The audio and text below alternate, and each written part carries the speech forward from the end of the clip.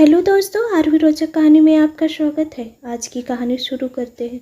विमल बहुत परेशान था। उसे समझ में नहीं आ रहा था कि वो इस परिस्थिति से कैसे निपटे। वो अपनी माँ को बहुत चाहता था, किंतु उसकी पत्नी और बच्चे उसकी माँ से बहुत दूर भागते थे, क्योंकि उसकी माँ की एक आँख नहीं थी। साथ ही उसकी कमर भी 90 अंश पर झुकी थी। वैसे वह अपना काम सब खुद कर लेती थी, किंतु फिर भी वो उसकी पत्नी और बच्चों के लिए हमेशा खटकती है। दादी, आप ऊपर के कमरे में जाओ, मेरे दोस्त आ रहे हैं, विमल के बेटे अखिल ने बड़े बेरुखी से कहा। पर बेटा, मैं तो यहाँ बहुत दूर बैठी हूँ, विमल की माँ ने बहुत प्यार से कहा।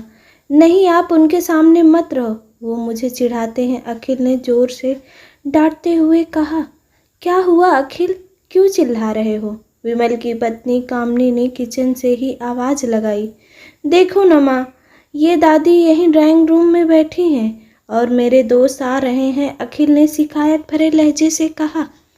माँ जी, आप ऊपर चली जाओ, क्यों हम लोगों को लजवाती हो? कामनी ने बेटे का पक्ष लेते हुए कहा। बेचारी सरस्वती चुपचाप उठकर जीने के सहारे ऊपर जाने लगी। कमर झुकी होने के कारण उन्हें ऊपर चढ़ने में बहुत परेशानी हो रही थी, किंतु वो पूरी ताकत से ऊपर के एक अकेले कोने वाले कमरे में जाकर बैठ गई। विमल बाजू के कमरे में सब सुन रहा था। उसे कष्ट हो रहा था कि उसकी माँ को अपमानित होना पड़ रहा है, किंतु वो असहाय था।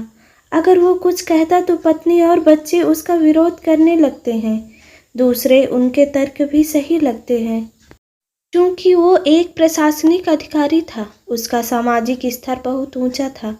उसकी ससुराल भी एक उच्च घराने में थी, अतः वह चुपचाप इस तरह हर दिन अपनी माँ को अपमानित होते देखता रहता था। रात को विमल की पत्नी ने कहा, देखो जी, अब कुछ करो। कल कलेक्टर साहब की पत्नी आई थी, माँ जी ने अपनी देसी धुनधारा में उनसे मिली।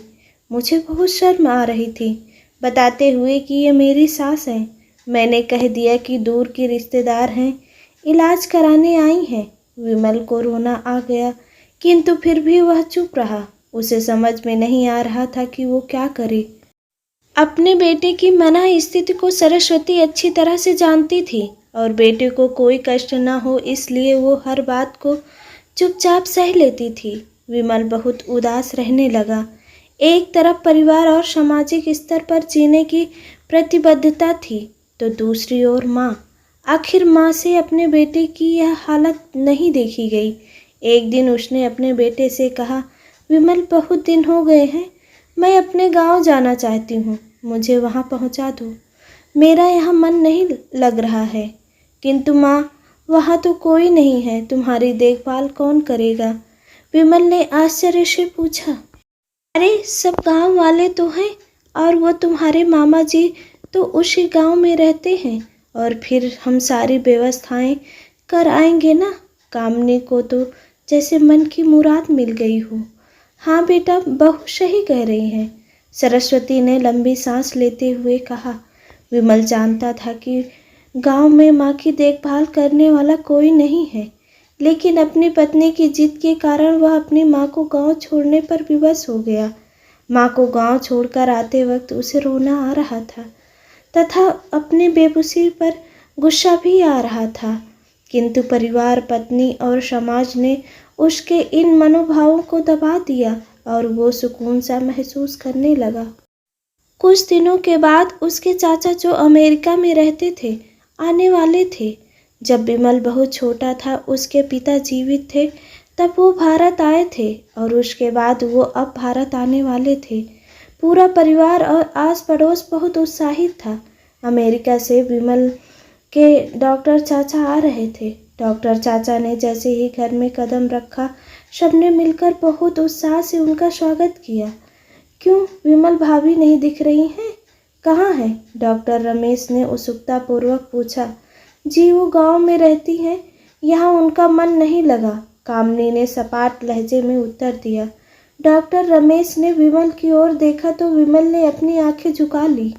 डॉक्टर रमेश सब समझ गए, बोले, कल हम भाभी से मिलने गांव चलेंगे सब लोग। दूसरे दिन सभी लोग गांव के घर में पहुँचे, देखा कि सरस्वती को बहुत तेज बुखार है और वो पलंग पर असहाय पड़ी हैं।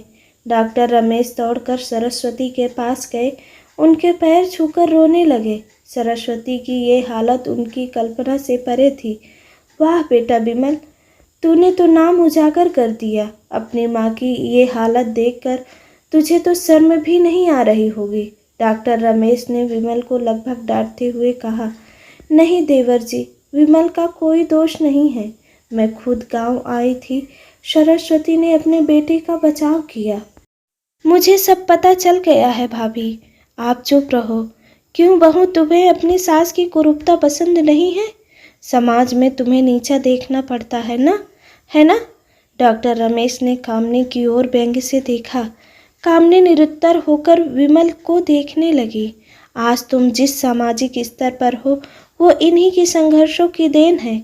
और बेटा विमल, तुम्हें शायद ना मालूम हो, बचपन में तुम जब 1 साल के थे तब छत से नीचे गिरने के कारण तुम्हारी एक आँख फूट गई थी और तुम्हारी रीढ़ की हड्डी में भी समस्या थी। तब तुम्हारी इस कुरूप माँ ने अपनी एक आँख और अपना बोन मैरो तुम्हें देकर इतना सुंदर स्वरूप दिया था। कामनी बेटा, इतने सालों तक संघर्ष करके बेटे को प्रशासनिक अधिकारी बनाने वाली इस संघर्षशील औरत को तुम लोगों ने यह दशा में कर दी। तुम्हें ईश्वर कभी माफ़ नहीं करेगा। डॉक्टर रमेश की आंखों से अश्रु जल धारा बह रही थी। अब भाभी, आप मेरे साथ अमेरिका जाएंगी। यहाँ इन स्वार्थी लोगों के बीच नहीं रहेंगे। डॉक्टर रमेश ने सरस्वती से कहा। डॉक्टर रमेश चाचा जो राज बताया उसके बाद तो विमल को यही लग रहा था कि उससे ज़्यादा पापी इंसान इस दुनिया में कोई और है ही नहीं। वह दौड़ता गया और माँ सरस्वती के कदमों में लिपट गया। माँ, मेरा अपराध अक्षम्य है। मैं जानबूझकर चुप्पी साधे रहा, आपका अपमान करवाता रहा। अब सिर्फ आप ही उस घर में मेरे साथ रहेंगी और कोई नहीं। विमल ने अग्नि दृष्टि से अपनी पत्नी और बच्चों को देखा। कामनी को भी बहुत पश्चाताप हो रहा था, किंतु उसकी हिम्मत नहीं हो रही थी कि वो सरस्वती से आंख मिलाए। सरस्वती ने कामनी की मना स्थिति को समझकर उसको पुचकारते हुए अपने पास बुलाया और विमल को डांटते हुए कहा, खबरदार, जो मेरी बहू को मुझसे अलग करने की कोशिश की तो तुझे ही घर से बाहर निकाल दूंगी। कामनी और बच्चों ने सरस्वती के पैर पड़ते हुए अपने व्यवहार पर माफ़ी मांगी और माँ के हृदय ने सबको माफ़ कर दिया।